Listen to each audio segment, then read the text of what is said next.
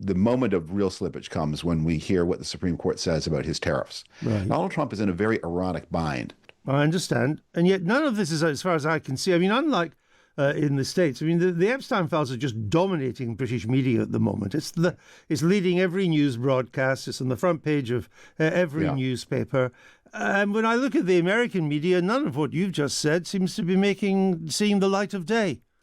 Well, the thing about the Trump administration is there are always so many scandals that no one can dominate. I mean, since on January 31st, the Wall Street Journal reported that the Trump and Witkoff families, Witkoff being the Trump's Middle East envoy, took a $500 million deal from the government or from an important businessman in United Arab Emirates, who was a member of the royal family, $500 million to Trump and Witkoff families 4 days before the inauguration, and soon afterward, the Trump administration agreed to release the most secret chips, the most powerful computer chips in the U.S. inventory, which the Biden administration had vetoed going to UAE. They said, we approve a sale that had raised important questions about national security. So for people who follow shows like yours, for people who watch the Sunday shows, it's the UAE scandal that is right now probably the top of mind scandal. But that's not where Trump will win or lose his grip on his supporters. That's not where Trumpism's future is decided.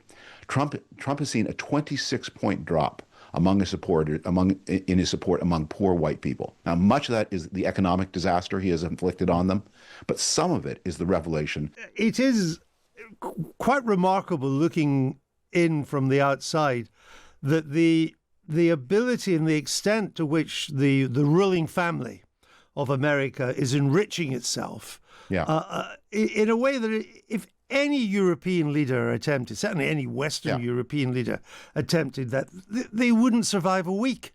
And yet it seems to become just sort of par for the course in Trump America now. No, you're absolutely right. I mean, sometimes people use the scale that Trump is the most corrupt administration in American history, and I strongly discourage people from using that kind of language because there's no comparison to anything that's happened before. I mean, Ulysses Grant put a lot of his relatives and his wife's relatives into government jobs, maybe 40 people. Sure. And they made some money out of the government that they shouldn't have made. Warren Harding, who was a card player and a drinker, he was surrounded, he wasn't personally corrupt, but he was lazy and indifferent and not very smart, and he was surrounded by corrupt people.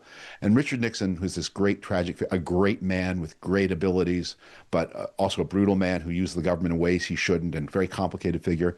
And maybe he helped himself to some thousands of dollars that he shouldn't have taken in the form of the government paid for things on his private property that the government shouldn't have paid for. There is no comparison to the President of the United States making somewhere between $1 and $4 billion for himself and his family in 13 months as president. You can't compare it to anything that's ever happened in any democratic country ever. I agree. It's something out of post-colonial Africa or post-Soviet, Soviet bloc, ex-Soviet bloc. No, it's jaw-dropping. I agree with you.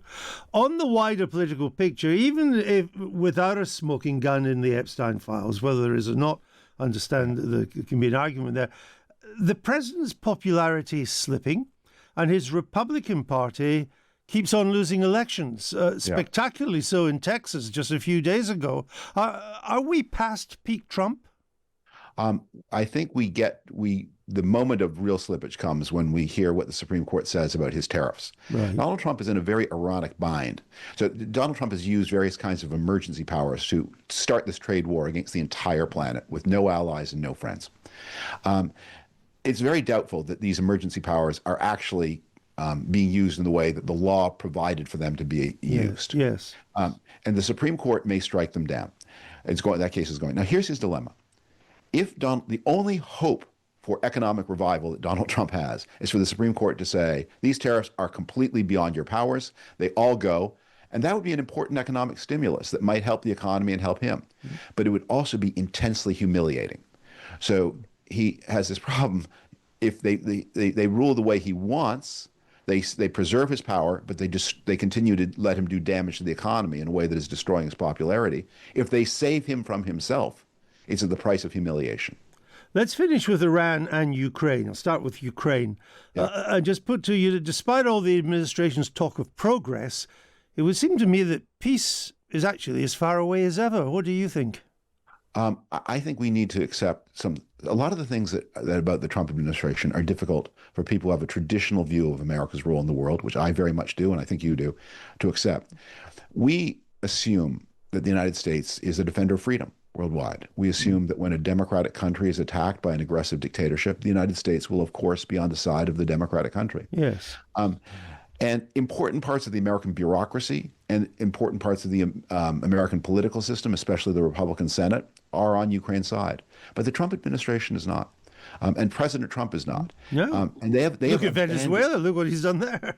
They have abandoned Ukraine as the Russians so savagely destroy the energy infrastructure of Ukraine during the coldest winter in memory. Trump is not helping them. And all the talk of peace is not meant to tell you what's happening. It's meant to serve as an excuse and shield for Trump's abandonment of Ukraine because he likes Russia and he hates Ukraine. And his vice president hates Ukraine even more strongly than Donald Trump. I think that sadly is true. Now, Iran. The president has assembled a massive armada within striking distance of Iran. Other U.S. military assets, some of them secret, have also been moved into the region. But if there is an attack, and I do emphasize if, because I'm not yet sure there will be, but if there is an attack, is anybody in America clear what the purpose of it would be? No. No, and the president least of all. So Donald Trump's taste in military action are for one-day, decisive-looking acts of spectacular violence, like abducting Nicolas Maduro, the former dictator of Venezuela, with very little thought to what comes after. In Iran, these questions are very urgent. Supposing the United States were to strike Iran, and supposing it were to do damage to the regime, maybe even kill the Ayatollah, who is the supreme leader, what happens? Yes. What happens? What's the plan to achieve some kind of Iran is a society full of blood debts. Tens of thousands of people have had their relatives murdered or blinded or the women in their family raped by the monsters ruling the country. If the regime wobbles, do they organize a referendum or do they take knives and kill the people who abuse them so horribly? Is the massacre followed by a counter massacre of the guilty people who committed these atrocities? If you're going to do these actions, you need to say, okay, what happens on day two? You strike, the regime wobbles, then what? Maybe the plan is they fly in the heir to the throne, the son of the late Shah. What happens then? Who keeps him alive in this violent environment? So I have no idea whether Trump will strike, but what you can see is no one is thinking about these questions, and Donald Trump forbids the thinking of them. What happened in Venezuela is a warning. Take the top guy, replace him with a more compliant top guy, but no change of the structure of government. Oh, and by the way, the United States plunders the impoverished people of Venezuela while we're at it. And replaces one dictator with another. Yeah, next thug in line. And Donald Trump seems to be having that in mind in Iran. Hit them, extract some kind of concession on missiles, declare victory, and the situation remains as terrible as ever. But Iran, it seems to me, is in danger of heading either to the even more severe repression or civil war. It is quite a grim prognosis. I agree with you, David. David, thank you very much for joining us from Washington. David Frum there.